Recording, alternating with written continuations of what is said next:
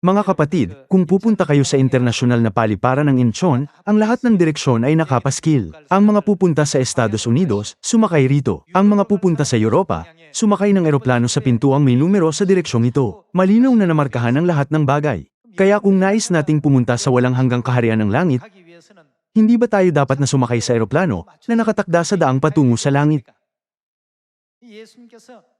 Binigyan tayo ni Jesus ng patnubay para sa lahat ng bagay na ito. Ginagampanan ng Biblia ang tungkulin ng pagtuturo sa atin ng lahat ng bagay na ito.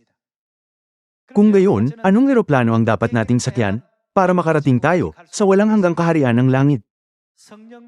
Ang Espiritu at ang babaeng ikakasal ay nagsasabi, halika.